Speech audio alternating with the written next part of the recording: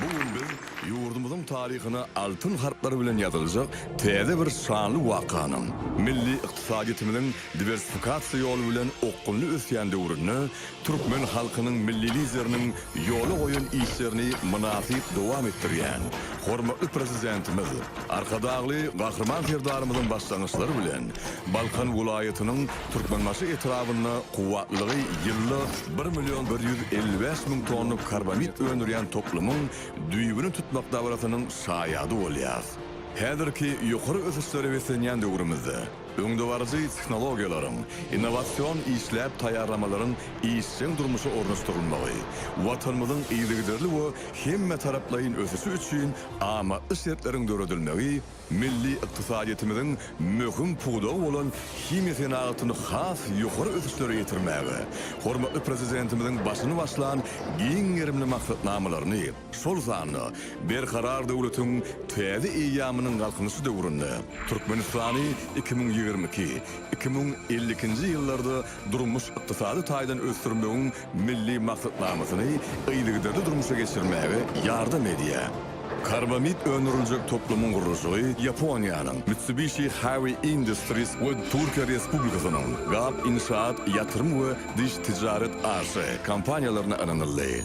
Taslamanyň tehnologiýa we tilsimatlary, ýagny ammiak önümçiligi Daniýanyň Topsoy kompaniýasyna, karbamid sintezi Italiýanyň Saipem, digerlenen karbamid önümçiligi Germaniýanyň ThyssenKrupp, CO2 kömürtüsü gadyny gaýtadan önümçiligi iýerýän tehnologiýa bolsa, Ýaponiýanyň Mitsubishi Heavy Industries kompaniýasyny degişi bolup durýar. Mineral dökülleriň önümçiligini ýokarlandyrmagy aýratyn üns berilýär.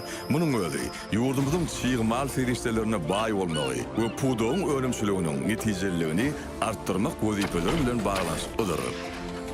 Balkan welaýatynyň türkmenmaşy etrawynyň karbamid öndürýän toplumynyň mümkinçilikleri, himýa senatynyň ösdürilmeginiň, importyň ornuny tutýan himýa önümleriniň täze görnüşleriniň önümçiliginiň toplumlaryň özleşdirilmeginiň uly geljegi bardyr. Täze toplumyň taýýar önümlerini eksport ýollary arkaly daşamak üçin gynly gäme durulgasyny awatlamak, bar bolan demir ýoly täze topluma çynny uzatmak we bu toplumy Türkmenistanyň demir ýol şahasy bilen baglamak göz öňüne tutulýar.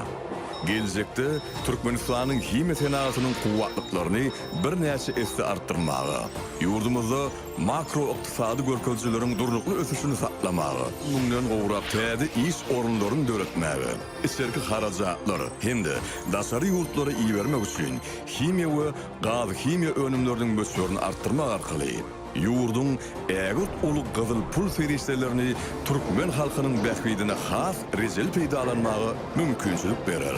Garaşdy Türkmenistan dünýä giňişligini mineral dökün önümlerini öndürmekde öňde barjy ýurt. Bu urda ýer taslamалary üstünlikli amala asyrýan kuwatly döwlet hökmüne tanalýar.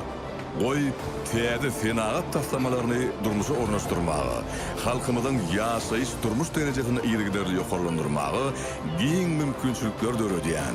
Türkmen halkynyň milli lideri, gahrman arkadagly gahrman serdarymyzyň ömürleri uzak, belent başlary aman bolsun. Tutýan tutumly işleri hem ise ruwaşlyklara beslensin.